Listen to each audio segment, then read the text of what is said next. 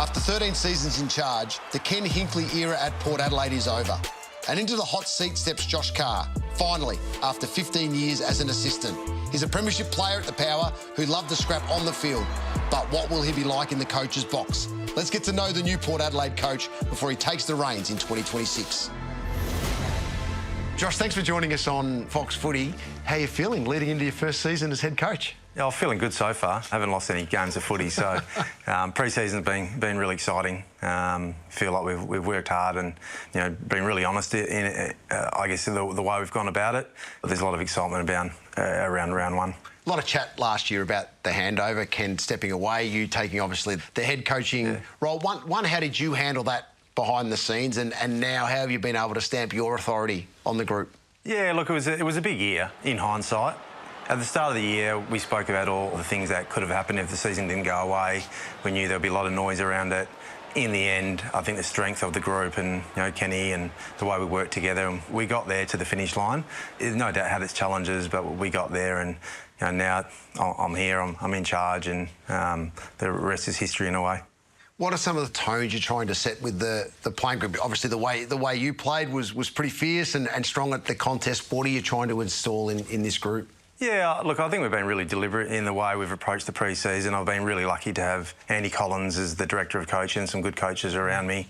We've been, I guess, slow with the way that we've implemented the game plan, the habits that we want to set with the leaders, and I guess around the player autonomy with how they lead the group and take over with obviously the players leaving and what's happened over the last couple of years. It's been really about setting new standards and just a new way that we're going to go about it.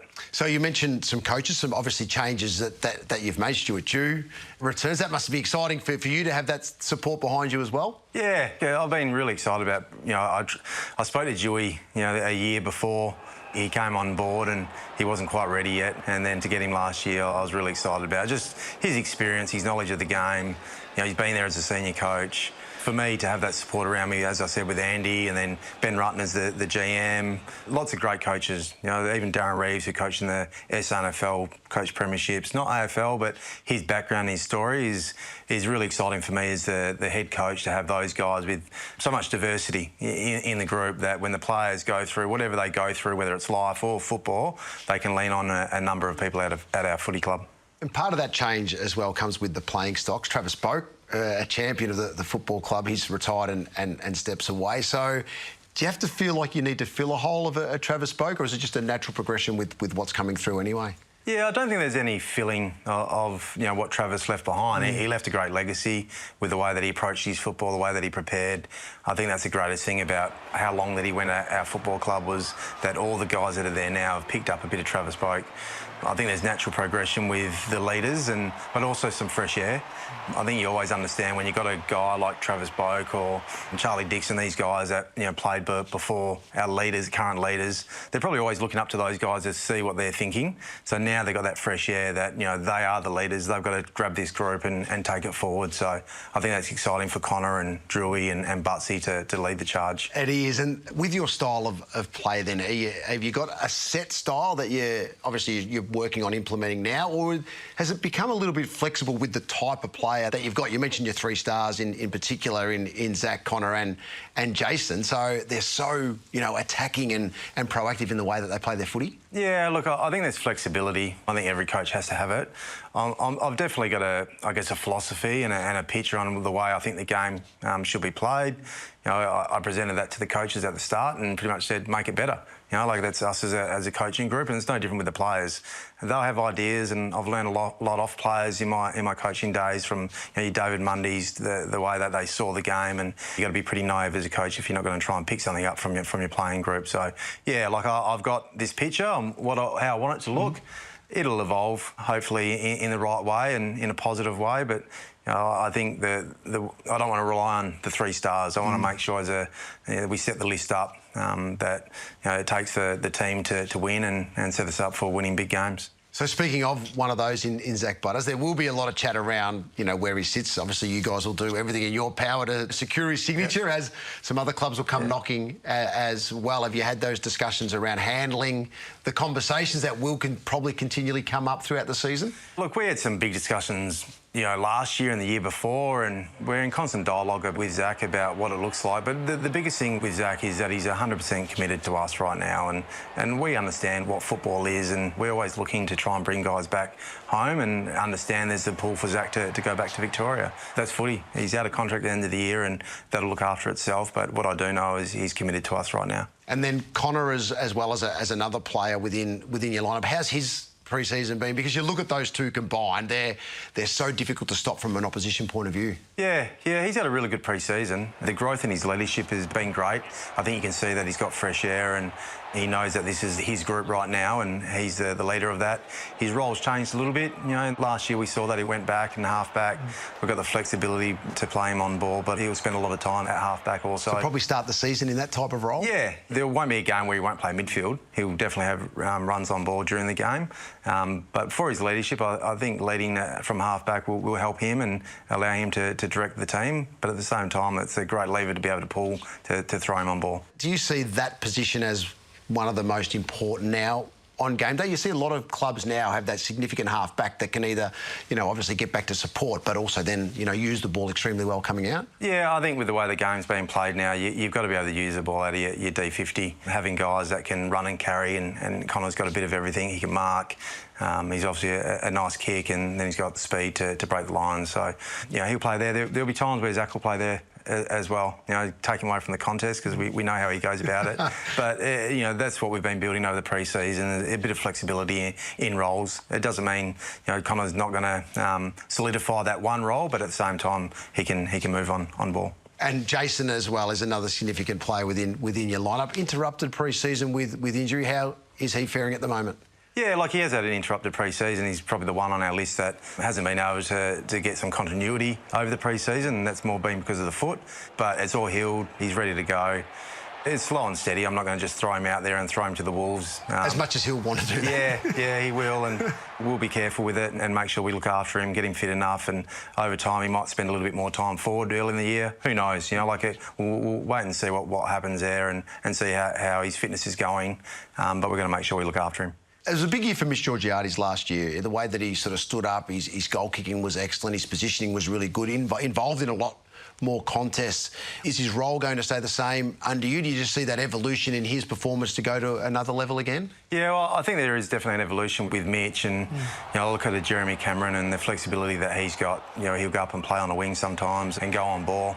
I got a bit of criticism a couple of weeks ago for putting him on ball, but that's more about Mitch. How did it go? Did you look at it and go, oh? No, he was all right. He was all right. He nudged Butsy out of the road and won a first possession. Oh, he's a big body in there, isn't he? Yeah. Look, it's more about, it's for Mitch, and if things aren't working out for him up forward, then as coaches, you come in at half-time or quarter-time and someone will throw up the idea about putting a player that hasn't, played in that position before on ball, and you're like, well, he hasn't been there.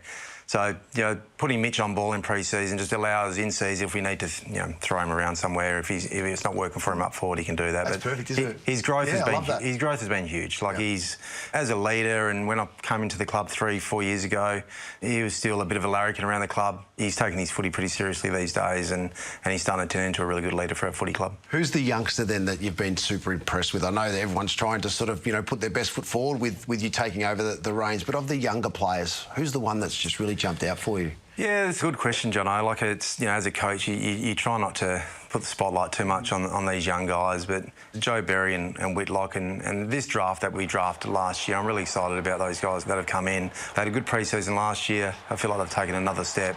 Now, that doesn't mean they're not going to have a few hiccups along the way, and it might not work out for them straight away, but I do see a big future for those guys out of footy club. It's exciting, and with footy becomes a little bit of heartache as well. You've lost one of your ruckmen now to an ACL. What does that do to sort of your thinking? Obviously, your thinking goes to Ivan and him getting better, number one. Yep. But then does it change your thinking in terms of, your approach to the ruck contest, which will change this year? Yeah, and it would have suited Doe as well. He was a jumper in the ruck, and the competition's been great for the three ruckmen in particular, in Sweet, Vicentini and Soldo. So it's disappointing for Doe what happened yesterday, and we put our arms around him and support him. And then, the other two ruckmen, they're still fighting for that position. We've still got list management to take care of it. I guess, Doe will go on the long-term injury list. We had 2 spots, we've now got 3. So we'll come together and make some decisions in the next few weeks. Now, you love a showdown, Josh. You always have your record in showdowns as a player was unbelievable, 10-0. So do you just walk in and put on the whiteboard when you first showdown 10-0 and ask the players what that actually means? No, I won't do that. I've been around for a number of years and experienced losses, so I just haven't been out. You know, when I played, I didn't experience that. I did experience losing Adelaide when I was at Freo. I'm obviously looking forward to the big games, but there's nothing better than a showdown in South Australia. It means a lot to our supporters and their big games, and they've obviously had a big year last year, so there's nothing better when both teams are up the top. So if we can play the right football and they play the right football, then they're going to be even bigger. Oh, they're going to be great contests. Again, it might even be competitive on the boundary line as well. If you're standing in between Mark Ricciuto and Jonathan Brown, you're really reacquainted with those boys again. Just a little bit. Yeah. Oh, we've definitely gotten over it. I see Roo around a lot in a number of interviews, and there's a fair bit of banter there, and no different with Brownie. You know, Brownie gave me a nice left hook in that grand final, so I'll have to try and stay away from them as much as I can when they do interview me. No, you'll absolutely be embraced, mate. There's no question about that. A few changes going on, obviously, with the season ahead. The wildcard round is now in. What are your initial thoughts on that being introduced into the competition? Yeah, I've got no worries with it. I think it's exciting for the competition. I guess it's no different when we've got training and we try and make everything competition to put a win and a loss on the end of it. Yep. It always adds something to it. So now that 9th and 10th, there's a chance of still making finals and being a part of it. If you finish 7th or 8th, you might be a little bit disappointed, but yeah, it's just it adds a different flavour to it. I'm okay with it. Yep, beautiful, mate. Now I've got some rule changes here that I'd love to go through with you and just get your initial thoughts on those, because some could have a fair impact on the game and whether or not they have already in training when you've been working on them. The last disposal rule, how have the players adapted to that? Yeah, we haven't had a problem with it so far, and it hasn't created that many extra stoppages or less stoppages, I guess. It's probably the ones that would have been given deliberate. Now they're. It has been played in SA for quite some time. Yeah, it has. When I first started coaching the SANFL, that rule came in, so I'm sort of used to it. It'll be interesting to see how it goes. Yep, goal square starting positions, that's no big deal? It's no big deal. No, I wouldn't have thought that would be. Centre square ball up, how do you think that's going to play out with now the ruckman obviously probably jumping at it a little bit more? I think we'll get a bit more predictability, actually, with the rucks. I found when I was doing the mids last year, I actually found it really hard with the CBs when the rucks come in and you didn't know where they were going to hit it. I feel when they jump, there's a little bit more predictability around it. Get a few more on the fly, a little bit? And I think it'll get outside the circle a bit more. So I think the ball will get hit out. So is it going to work? It'll probably work. Just hopefully the care for the ruckman is still there, but the craft's going to be important as well. Ruck nominations then on the back of that? Around the ground? Yeah, I like it. I like it. Don't wait. Just throw it up. Going. It just means there's probably going to be a little bit more chaos around the footy. Yeah, and probably the stand rule is maybe the number one that could have maybe an impact early as umpires and players start to adapt in what is expected from them. Yeah, it'd probably be more around the players understanding running through the mark or coming off the mark. And especially two players as well, Carly, that might be in the vicinity at the same time. In the marking contest. So far over the pre-season, our feedback from the umpires is so far so good. There will be teething issues, as we've seen with any rule change. We understand the intent around it, and it's about opening the game up and making it, I guess, more free-flowing. Anything that can help the game, I get it. I think we just got to understand it makes it harder for the umpires in some ways. So we try and take it out on them, but in the end, they're just trying to do their job. And the final one, Kari, is around the Brisbane Lions, obviously the best team in the competition.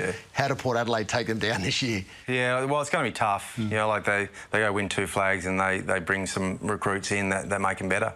Does that make the competition better? I think it does. We've all got to lift our standards and get up to where they are and try and overtake them. So nothing better than a challenge like that. Well, biggest challenge is the home and away season right in front of you, mate. So all the very best this year and good luck. Appreciate it, Jono. Thanks, Josh.